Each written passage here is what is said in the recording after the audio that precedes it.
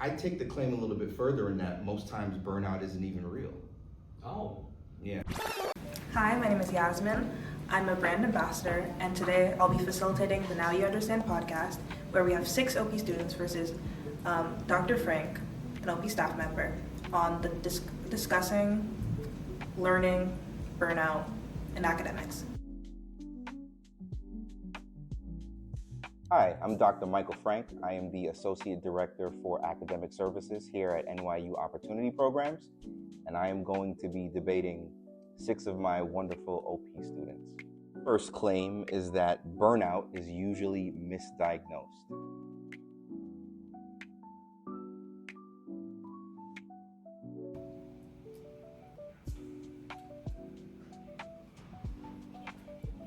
I'll be the brave soul.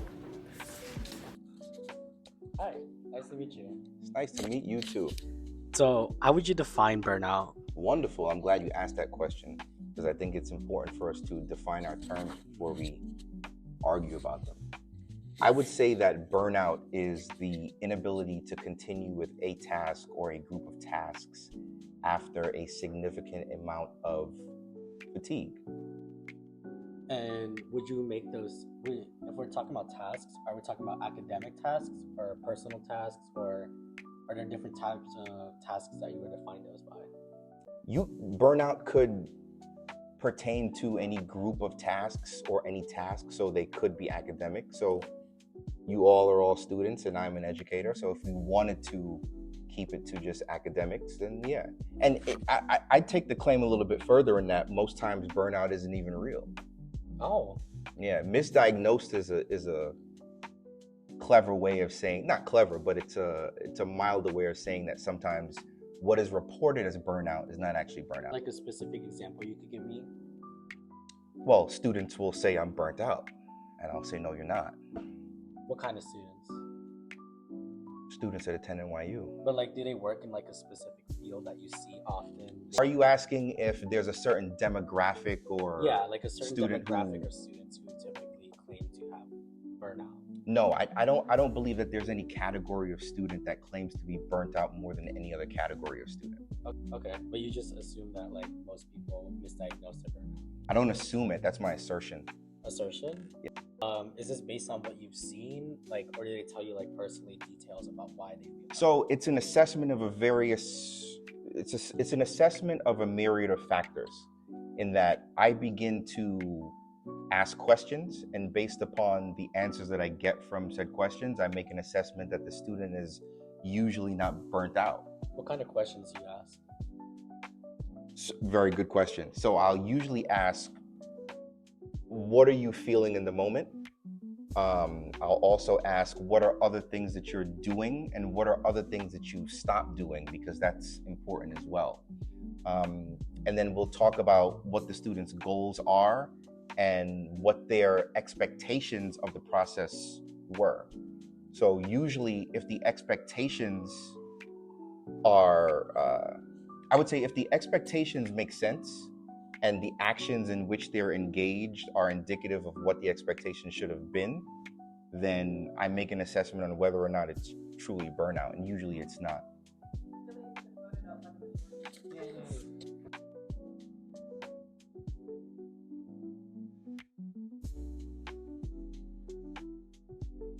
Hello, Hey, my name's Angel.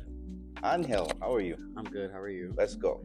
Well, correct me if I'm wrong, but you said that burnout, it seems like a lot of students are coming to you saying that it's burnout. You're saying that that's not real, right? I'm not saying that a lot of students come and say it. I'm saying that a fair amount of students say it, and usually when they say it, based on my assessment, they're not truly burnt out. Right. So could we agree that maybe burnout is being overgeneralized rather than misdiagnosed? I believe that's semantics. How so? Overgeneralized versus it not being real is simply it not being what it is. So if it's misdiagnosed as burnout by the person who's diagnosing themselves, because it's self-diagnosis. So self-diagnosis is diagnosis. So that's misdiagnosis. And the other avenue is overgeneralization. It would be overgeneralization of their symptoms, which again is misdiagnosis. So I don't necessarily draw a distinction between the two. And again, it's all semantics. It comes down to, are you burnt out? The answer is no. So if you want to characterize it as a misdiagnosis, okay. And if you don't want to characterize it as misdiagnosis, you want to characterize it as an overgeneralization, it doesn't change the fact that the person is still not burnt out. Again, semantics. That's true, but then your claim would still be untrue, saying that it's misdiagnosed. The important factor is that the student isn't burnt out. So if I'm misclassifying it, I'll accept that, but I'm misclassifying something that doesn't exist.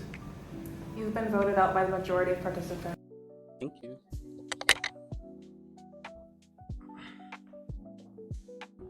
Hello, Dr. Frank. Hey, You mentioned that it's just semantics, but in a situation where we're discussing hot takes, semantics do matter, and definitions as well. Can you reclassify your definition for burnout? it's the inability to continue with a task or a group of tasks after a significant amount of fatigue. Okay. Now, for further context, based on the World Health Organization, burnout is actually specifically chronic workplace stress, to the point where it leads to exhaustion and the inability to continue in specific workplace scenarios. That's what I So said. it's not, because you mentioned that the circumstances in your situation aren't in regards to academics. And so in that situation, burnout is actually not a term that can be used.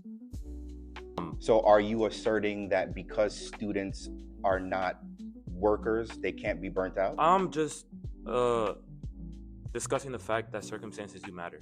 So the question that was posed by one of the first Well, you individuals. answered my question.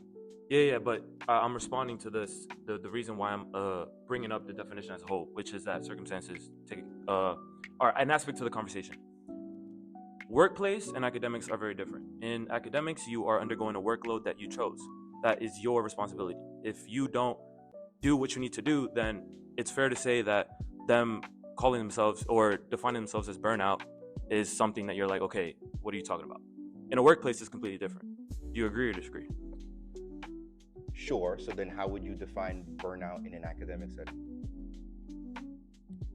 That's my question. So how would It would be the inability to continue with your academics after a significant amount of fatigue. okay?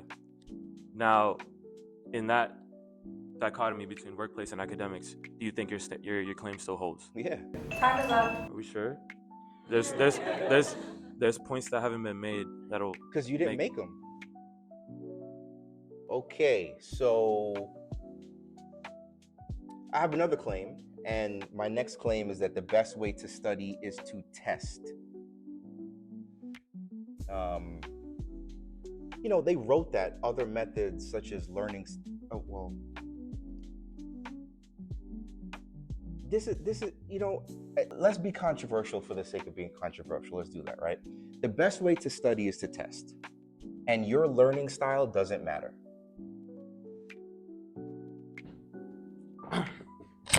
You're back. I'm back. Yeah. I disagree. Testing focuses solely on retrieval, not actually generally understanding the topic.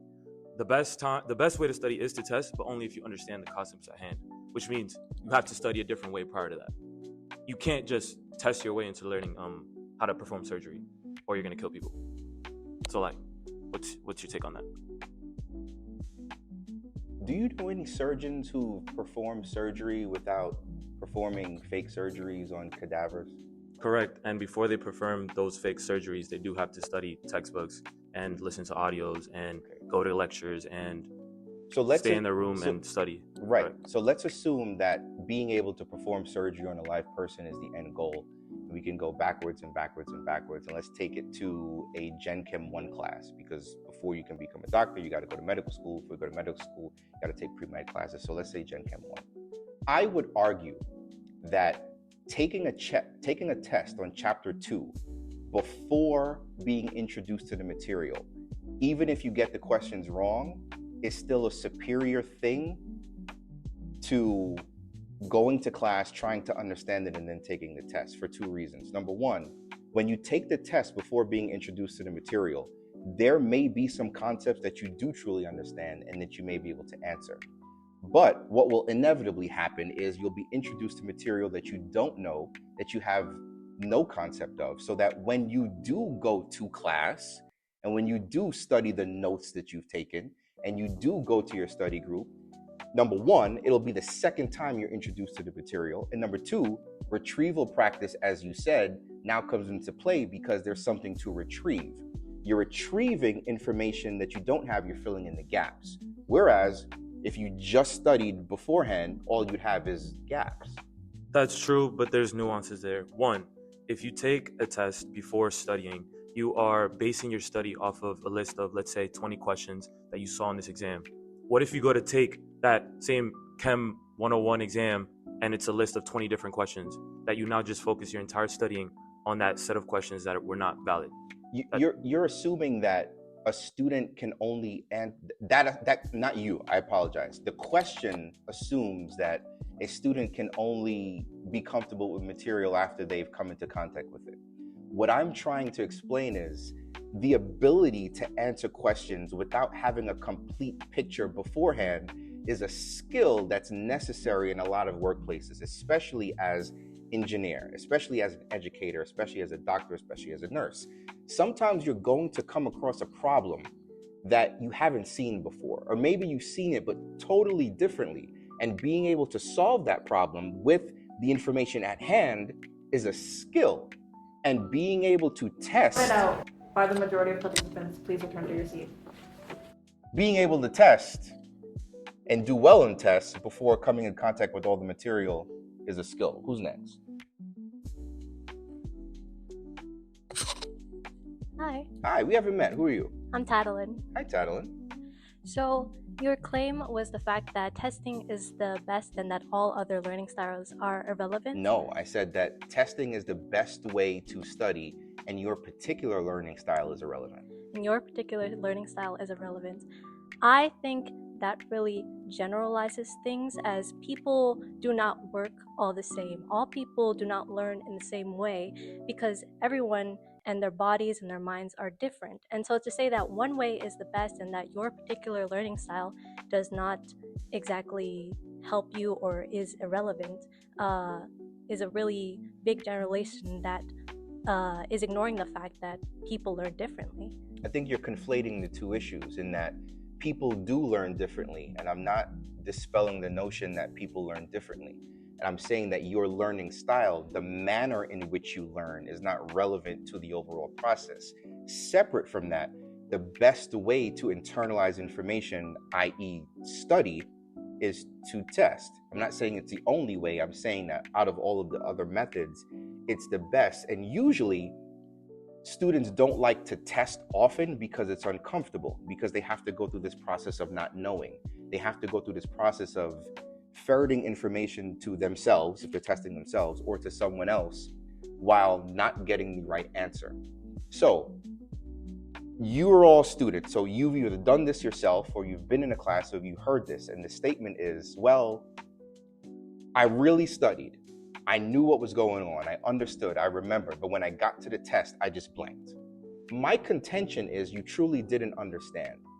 Because had you put yourself in adverse situations and you experience desirable difficulties while trying to learn the information, that would have been a mini test simulation. Students run away from the mini test simulation and they just wait until the test to get tested. They, like I said, they review their notes. They rewrite their notes. They might use cue cards and things like that, but they're not actually putting them they're not putting themselves in a position to be tested until the test. My contention is that's silly, because if I'm going to be tested on April 17th, if I test myself on April 10th, after having tested myself on April 1st, my test on April 17th will be my third test, even though I'm the one doing the testing. So I got a 20 the first time because I tested myself before I went to class. Now I've gone to class. I've studied my notes. I've gone to an NCC. I'm with my study partners. I test again.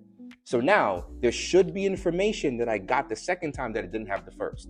I'm going to test myself again on some other things, and I'm going to test myself out of order, right? So we talk about retrieval practice. We talk about interleaving. You know, these are tactics that you can employ only while being tested. And I think that if you don't test yourself, you're just trying to regurgitate information. And I know some of you are familiar with Bloom's taxonomy, and you know, I had to put that in here. The lowest level of cognition is to remember something. The next level is to understand. The next level is to apply. So if you're operating at a higher level of cognition, your application is actually testing your ability to understand. But you can only test your ability to understand by applying the concepts. And by applying the concept is to test. You're saying before that I do agree in the way that people should be able to test themselves. Oh. Round is over. That was all your time. Next one is, this should be good. Your triggers are your responsibility. It's not the responsibility of others to make you comfortable. Come on down, guys.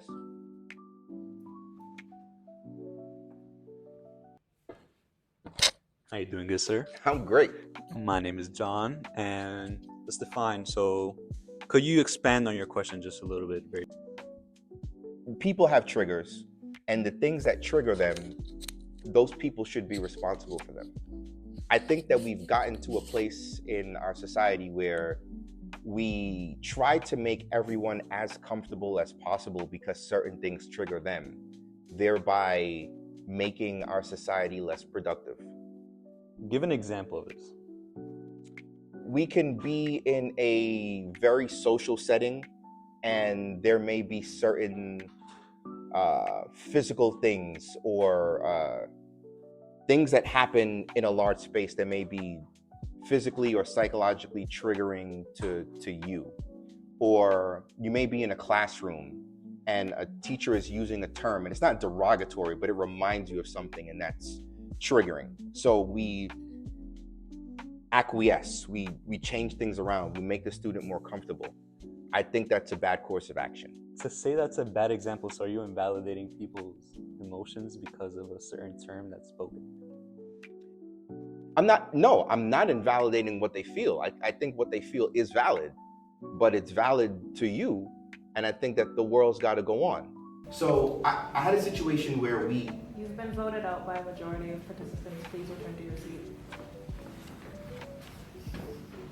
Somebody is deliberately saying things to purposely trigger you. Is a person just supposed to be like, okay, I'm gonna choose to not get triggered? So because I guess in that sense, to continue, it ignores power dynamics. It confuses discomfort with genuine harm with intention. Harm with intention is different than a person being triggered. That's not true, because the harm can trigger the individual. Yes, but they're two distinct things.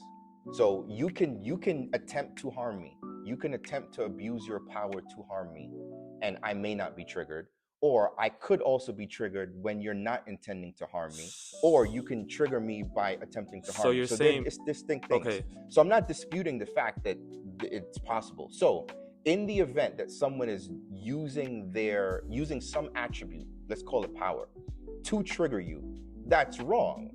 But again, the word trigger now becomes less of the issue, because you're using the power dynamic to take advantage of someone where you shouldn't. So now it's about, so remember, the claim was your triggers are your responsibility. Me using a power dynamic to evoke some sort of response is wrong. I shouldn't do that whether you're triggered by it or not.